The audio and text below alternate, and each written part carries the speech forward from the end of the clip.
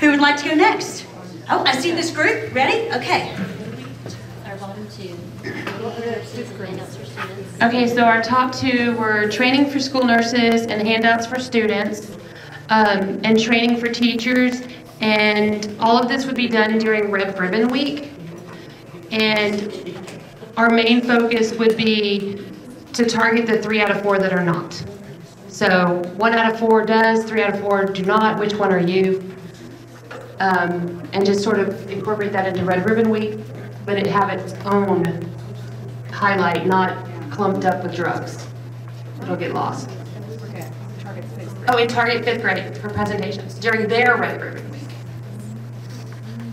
That was great. Great job. All right. How about this group over here? I think I saw Ashley look directly at you, Teresa. Is that because you're going to speak on behalf of the group? Okay, we'll have Ashley. I saw you throw it back. I was hoping they were gonna, step up, but no.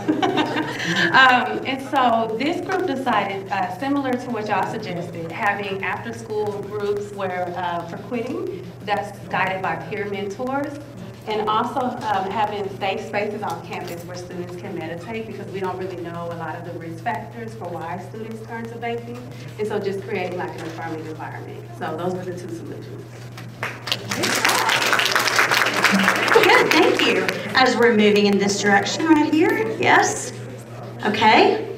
Carlos? Hello, my name is Carlos Turcios. I'm a student from the World Languages Institute, and I'll be representing this group. And the 2 recommendations that we created is connecting resources / organizations for all the schools. So making sure that all the schools, not just a couple of schools, receive the resources and organizations to help prevent vaping and to actually spread awareness for all the students. So, all the students that will be, all the schools that will get the resources and the help that they need in order to combat this pandemic. And the other recommendation is having like a presentation / education day for the schools. So having like a 1-day e-cigarette awareness day where you will get health professionals, you will get presentations, students will present, the students will get statistics about the deaths and about the ramifications that can occur, and having hotline numbers for any student, having, help and providing resources for those students, because some of those students will probably say, hey, I use e-cigarettes, I need help, I want to escape from this, horrible situation. Also show the consequences with the law, what's gonna happen if I use THC or sell, because in my school, those kids, they sell a lot of stuff, and they already try influencing my sister, they already try influencing all our kiddos, and we gotta teach them that if you're caught with this or you're selling this, your life can literally be ruined because it is a felony and you can be in jail from 2 to 10 years. So have basically like a career day. You know how we have career days? You bring all these presenters and you bring the firefighters and all that. This day will be like health professionals. You'll get experts that will do presentations and all of that and provide awareness. And train parents also, give them the resources on that same day. So those were the 2 recommendations for this group, so thank you.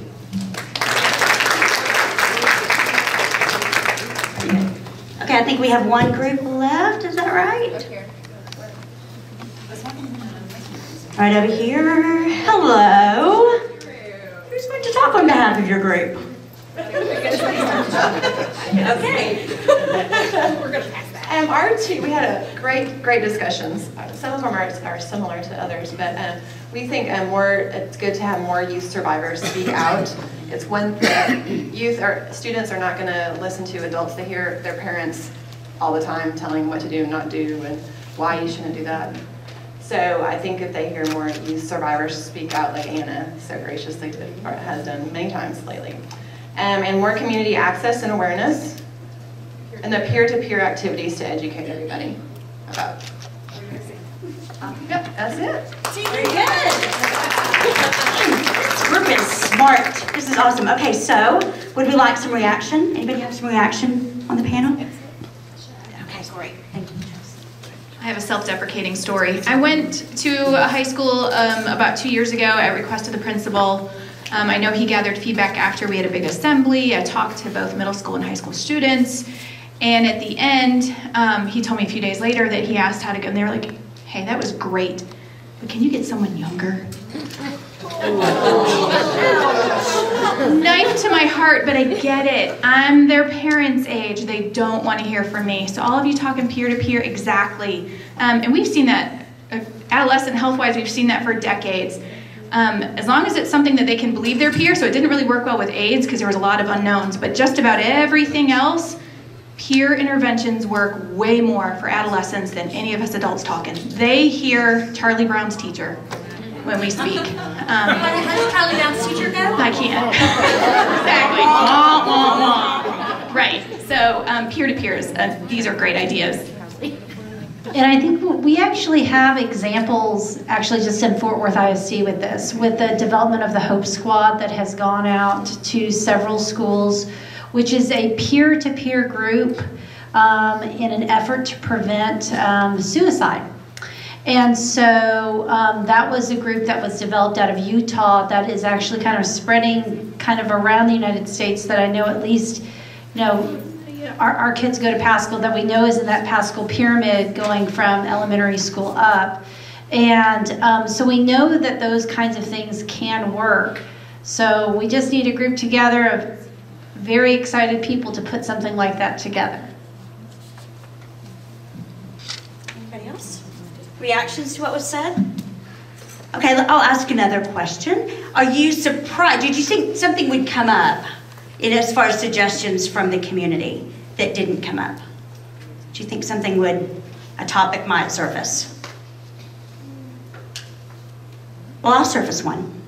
I thought this would come up. I thought that, I've heard a lot of talk recently about cameras in various parts of schools, maybe even bathrooms that are, you know, discouraging something. So, does anybody have a reaction there?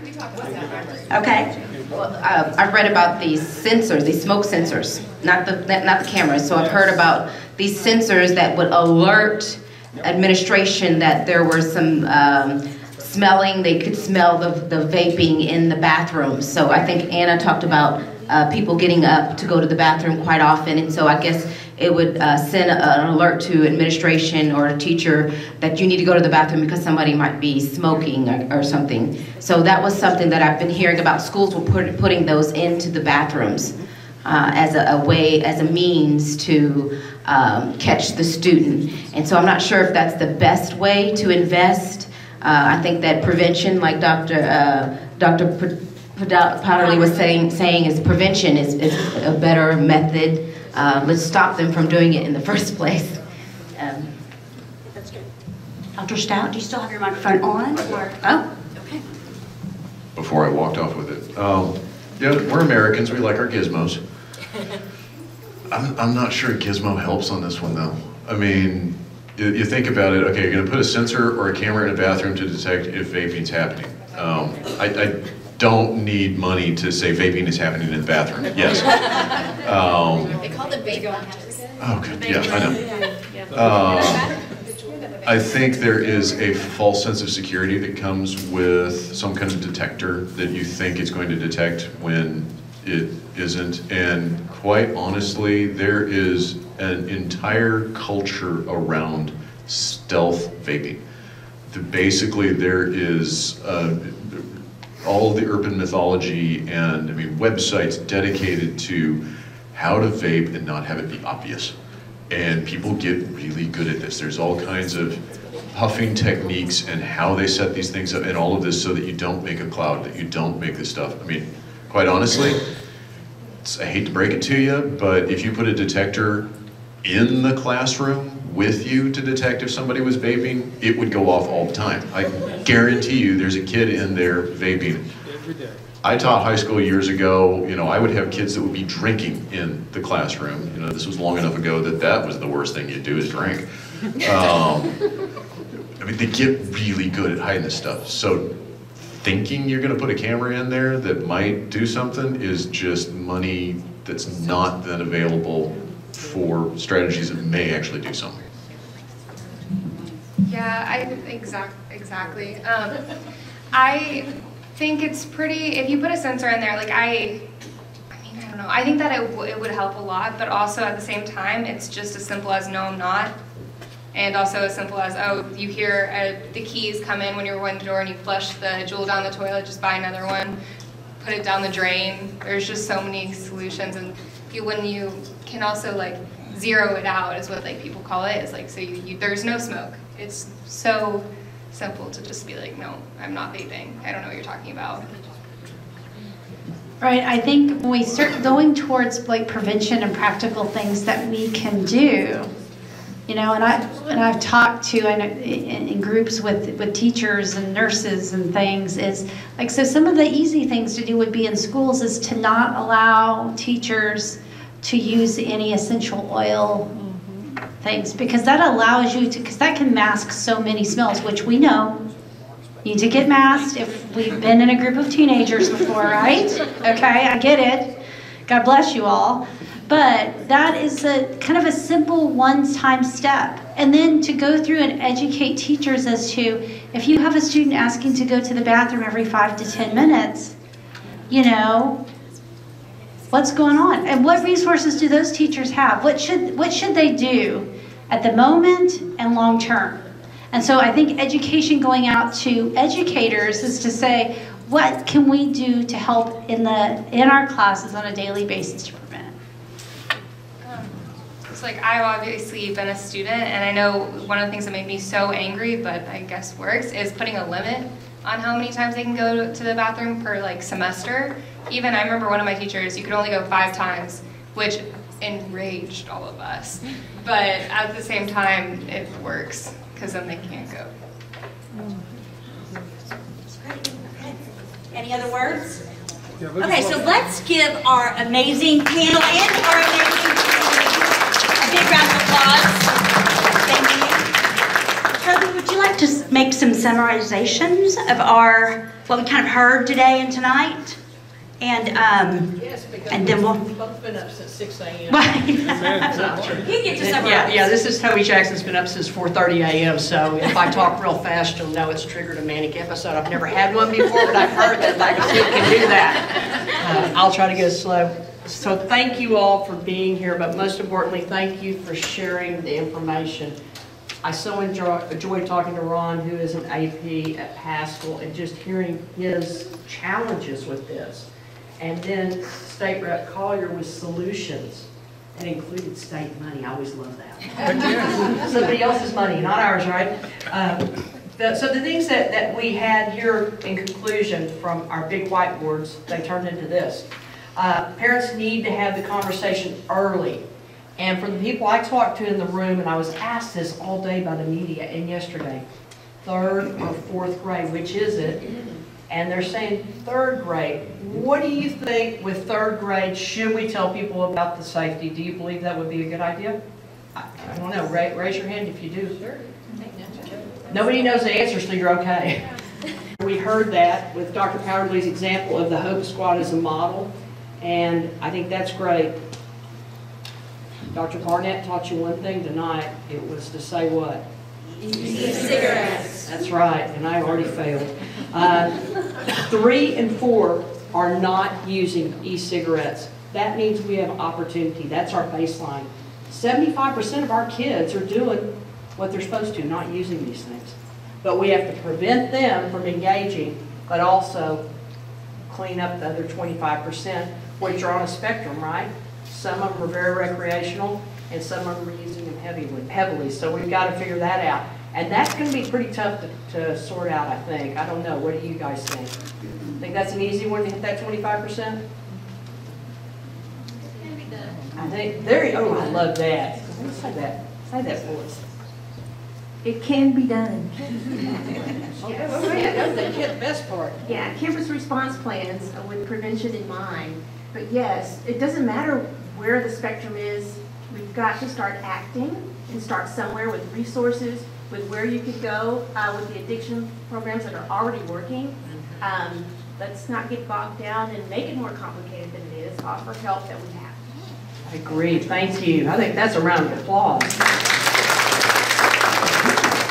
And in offering help, one thing I've learned from Dr. Powderly is if I reach out to you, I probably want to talk to you. So please don't hand me off to Molly Hyrie over there with the camera. That wouldn't be good. So if I reach out to you, and so we have to get all these resources in the hands of our educators. And those resources need to be directed at prevention. Does everybody agree with that? Yes. So is that going to hit the 25% when we direct resources at prevention? I think it may help them. Because the peer pressure of the 3 that are not may talk the 4th friend. If it's a friendship of 4 and 3 are not, and they've been educated on prevention, then hopefully they can bring their 4th friend over to their side. That's Red Rover. I like that. That's cool. That's probably a round of applause. That's pretty good. So, resources to treat teens and not punish. You know, I don't believe in punishment too much because I don't think it works. You have to hold people accountable. But if they know the rules, 9 times out of 10, our kids are going to do the right thing, and usually 9.9 times out of 10. And I'll point to Joycelyn Barnett back here. Joycelyn, put your hand up, please. This is our principal at William James, and she told me the other day, saw a 7th grader and found a vape on them. And I'll say that Joycelyn is retiring, much to my chagrin, on January the 31st. But she told me, she said, I told this student, I'm not angry with you. I'm worried about you for your health because this is dangerous. And she said, we don't need it to be punitive. How many years do you have, Joycelyn? 21? 29 years. 29. Wow. Thank you. And the last is make resources available to all schools. And I think as much as this school board in Fort Worth ISD talks about equity, we could probably get that done.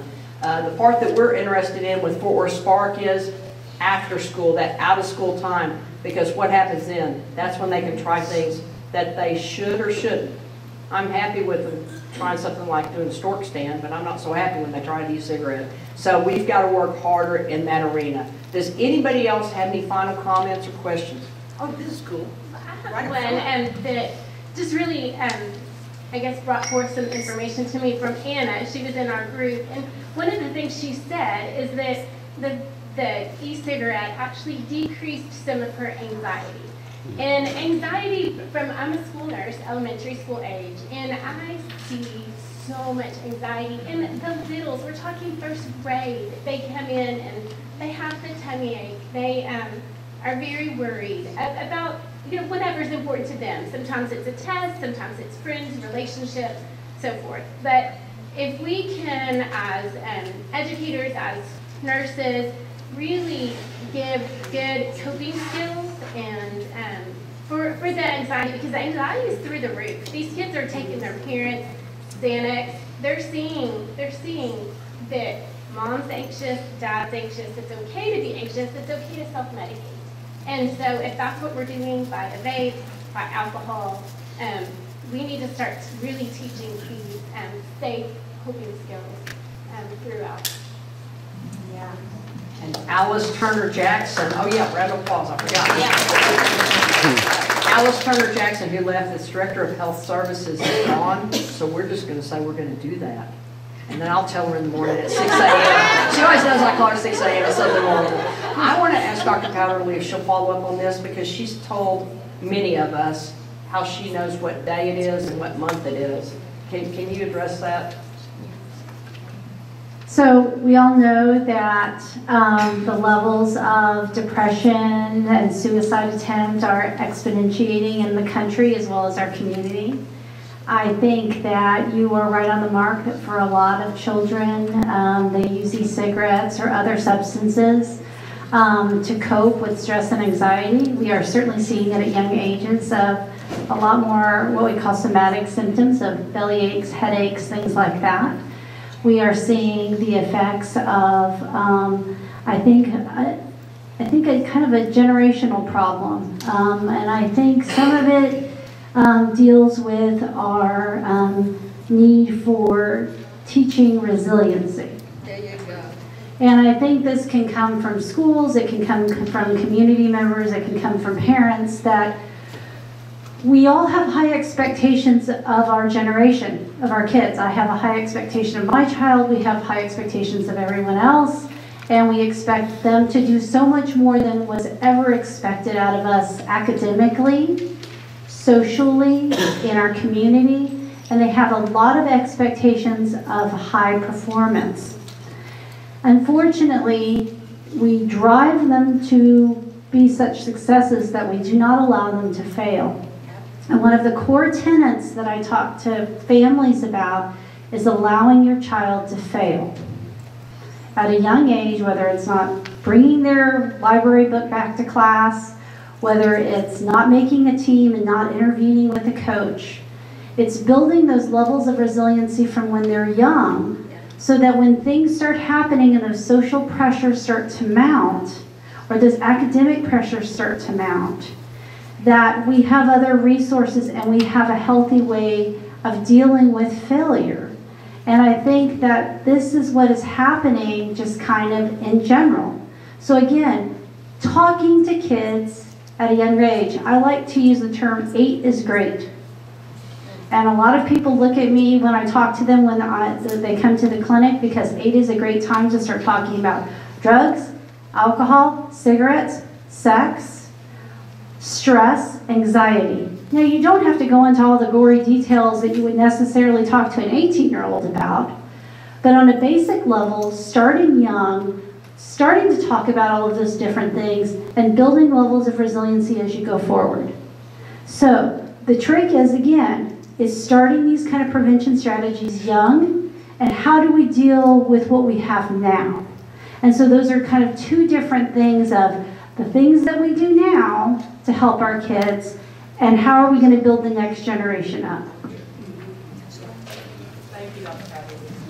Thank you so much, Dr. Powderly. Amazing information. I wish I could spend like hours with each one of these panelists. I think we are so lucky that we have such great commitment from Spark. Their audience and their programs are perfect places to be able to deliver some of these messages. Wouldn't you agree? If you are on the Spark board, would you please stand up and let us say thank you for the work that you do, the guidance that you give, the leadership that you provide. Thank you.